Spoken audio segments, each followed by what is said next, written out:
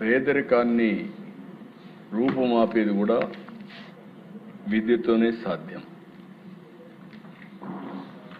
ఒక కుటుంబం విజయాన్ని సాధించాలంటే నేను ఇప్పుడే కాదు 30 ఏళ్ల నుంచి నేను నమ్మిన సిద్ధాంతం నా రాజకీయ జీవితంలో 50 సంవత్సరాలుగా నేను మీటింగుల్లో కూడా చెప్పిన విషయం. మీ పిల్లలకి మీరు ఎంత ఆస్తి ఇస్తారనేది ముఖ్యం కాదు, మీ పిల్లల్ని ఎంత బాగా చదివిస్తారనేది ముఖ్యం. మీరు ఆస్తినిచ్చి అప్రయోజకుడైతే ఆస్తిని పోగొట్టుకుంటాడు. మీరు ఇచ్చే విద్యతో సమర్థవంతంగా పనిచేసి నేర్పరితనం నేర్పిస్తే అచంచలమైన విశ్వాసంతో ముందుకు పోయి ఏదైనా సాధిస్తాడనేది నా థియరీ అధ్యక్ష. దానివల్ల ఒక ప్రాక్టికల్గా కూడా చూశాను. నేను ఐటీకి ప్రాధాన్యత ఇచ్చాను, ఊరూరు చెప్పాను, నా మీద నమ్మారు. ఊర్లో ఉండే పిల్లల్ని తీసుకొచ్చి అర్బన్ ఏరియాలో పెట్టి చదివించారు. చదివించిన పిల్లలు ఐటీలో ఉద్యోగాలు వస్తే ఈరోజు ప్రపంచం అంతా వెళ్ళారు. ఎన్నో సంవత్సరాలు కదా అధ్యక్ష, 25 సంవత్సరాల్లో ఈరోజు గర్వంగా చెప్తున్నా ప్రపంచంలో హైయెస్ట్ పర్ క్యాపిటా ఇన్కమ్ సంపాదించే జాతీయ తెలుగు జాతి. ఒక విద్యతోనే ఇది సాధ్యమైంది. అయితే అధ్యక్ష, ఈ విద్య విషయంలో తెలుగుదేశం పార్టీ ఎప్పుడైనా నిర్లక్ష్యం చేయలేదు. ఎన్టీఆర్ రామారావు గారు రెసిడెన్షియల్ స్కూల్స్, గురుకుల పాఠశాలనే నూతనమైన కాన్సెప్ట్ని తీసుకొచ్చింది ఎన్టీఆర్ రామారావు గారు అధ్యక్ష.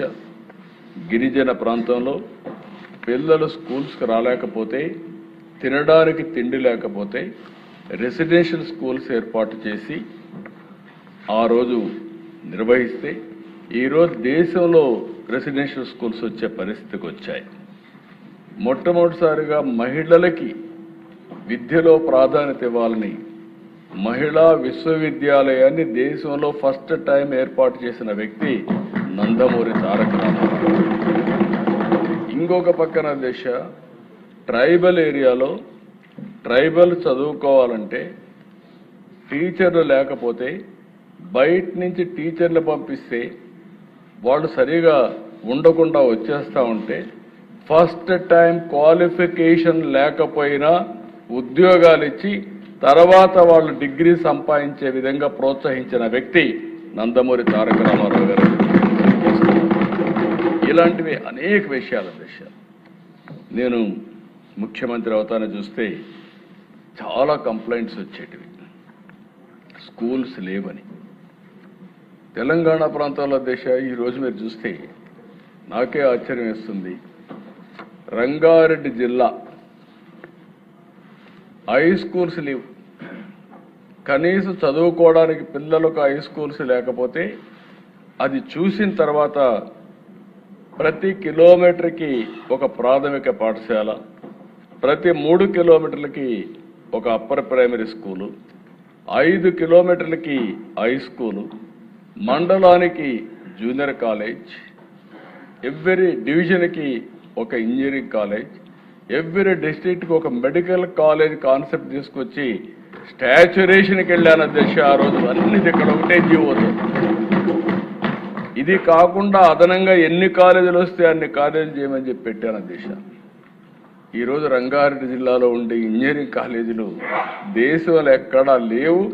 హైయెస్ట్ పర్ క్యాపిటా ఇన్కమ్కి చిరునామా రంగారెడ్డి జిల్లా అంటే అది విద్య వల్లనే సాధ్యమైంది అధ్యక్ష. అదే ఆ రోజు చూపించిన చొరవ అధ్యక్ష. ఇక్కడికి వచ్చినప్పుడు ఇంకొక పక్కన మీరు చూస్తే ఎప్పుడు కూడా నేను విద్యా ప్రమాణాలు పెరగాలి, విద్యా ప్రమాణాలు పెరగాలంటే మొన్న 19 డబ్బా కొట్టుకున్నారు. ఒక్క టీచర్ని రిక్రూట్ చేయకుండా నేను విద్యా ప్రమాణాలు పెంచేశానని చెప్పి ఊరూరు చాటుకునే పరిస్థితికి వచ్చారు. ఇంగ్లీష్ మీడియం పెట్టానంటాడు. ఇంగ్లీష్ మీడియం వల్ల మొత్తం ఏదో మార్పు వచ్చేసిందని మాట్లాడే పరిస్థితికి వచ్చారు అధ్యక్ష. ఇక్కడ చూస్తే 1995, 2024 ఇప్పుడు 25 వరకు మీరు చూస్తే 14 డిఎస్సీలు పెడితే 14 డిఎస్సీల్లో 11 డిఎస్సీలు నేను ముఖ్యమంత్రిగా ఉండే నిర్వహించాను అధ్యక్ష. 11 డిఎస్సీలు నేను గర్వపడుతున్నా. Every year DSC. ఈరోజు పనిచేసే టీచర్స్లో 80% నేను నిర్వహించిన డిఎస్సీల ద్వారా ఎంపికైన టీచర్లే ఈరోజు కాలేజీలో స్కూల్స్లో ఉన్నారు అధ్యక్ష. ఒక్కడొచ్చి ₹1 అవినీతి జరిగిందని ఎప్పుడు చెప్పిన సందర్భమే లేదు. నేను ఒకటే చెప్తాను అధ్యక్ష, నా జీవితంలో మళ్ళీ ఒకటి చెప్తున్నా, నేను ఈ సీట్లో కూర్చున్నంత వరకు ఎవడైనా ఎక్కడైనా తప్పు చేస్తే అదే చివరి రోజు ఆ వ్యక్తికి ఆ విషయం గుర్తుపెట్టుకోవాలి. తప్పుడు ఆరోపణలు చేసే వాళ్ళని ఏ విధంగా చేయాలో మనమే ఆలోచించుకోవచ్చు అధ్యక్ష. ఇంకో పక్కన అధ్యక్ష, 1996 3 కేజీలు డ్రై రేషన్ తీసుకొచ్చాం. దేనికోసం అంటే ఈ పిల్లల్లో స్కూలుకు పంపకపోతే 3 కేజీలు బియ్యం ఇస్తే పిల్లల్ని పంపిస్తే డ్రై రేషన్ ఇచ్చిన రోజులు అవన్నీ. అక్కడి నుంచి ఇంకొక పక్కన అధ్యక్ష, 2003లో మధ్యాహ్న భోజనం నాకు ఇప్పటికి కూడా జ్ఞాపకం ఉంది. ఎవరు చేస్తారంటే డాక్రా సంఘాలు ఉన్నాయి, వంట చేయడానికి సిద్ధంగా ఉన్నారు. ఆ బాధ్యత వాళ్ళకు అప్పచెప్పి మొట్టమొదటిసారిగా రాష్ట్రంలో మధ్యాహ్న భోజనాన్ని ప్రవేశపెట్టిన పార్టీ ఆ రోజు తెలుగుదేశం అధ్యక్ష. ఇంకొక పక్కన అధ్యక్ష, మీరు ఒకసారి చూస్తే 18లో ఇంటర్మీడియట్ కూడా తీసుకొస్తే వీళ్ళు వస్తానే ఇంటర్మీడియట్కి మధ్యాహ్న భోజనం తీసేస్తే మళ్ళీ మేము వస్తానే ఇంటర్మీడియట్ కూడా మధ్యాహ్న భోజనం పెట్టే పార్టీ ఎన్డీఏ అని చెప్పి కూడా నేను మీకు తెలియజేస్తున్నా. ఇంకొక పక్కన అధ్యక్ష, ఆ రోజు ఆలోచించినప్పుడు స్టేక్ హోల్డర్స్ ఇన్వాల్వ్మెంట్ ఉండాలని, ఎవరైతే లబ్ధిదారులు ఉన్నారో వాళ్ళు ఇన్వాల్వ్మెంట్ ఉండాలని డాక్రా సంఘాలకి ఆ రోజు మహిళలకి డాక్రా సంఘాలు తీసుకొచ్చాం, వన సంరక్షణ సమితులు తీసుకొచ్చాం, సాగునీటి సంఘాలు తీసుకొచ్చాం. అదే మరి ప్రతి ఒక్క స్కూల్కి గ్రామ విద్యా కమిటీలు కూడా తీసుకొచ్చాం. దాన్ని ఇప్పుడు లోకేష్ గారి నాయకత్వంలో మెగా పేరెంట్స్ టీచర్స్ డే కింద మనం సెలబ్రేట్ చేసే పరిస్థితికి వచ్చాం. ఇంకో పక్కన దేశ సమాజంలో అనేక సమస్యలు, వరకట్న సమస్య, పేరెంట్స్ అయితే ఆడబిడ్డల పట్ల వివక్ష చూపించేవాళ్ళు, మగపిల్లలై చదివించడం, ఆడపిల్లలై చదివించకుండా మానేయడం.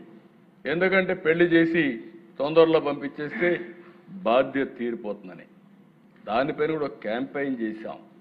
కడాన దేశ 1996లో ఆడబిడ్డలకి గర్ల్స్కి కూడా 33% ఉద్యోగాల్లో కాలేజీలో సీట్లు ఇప్పించాం. చాలా మంది నా దగ్గరకు వచ్చి ఒక మాట అన్నారు, మీరు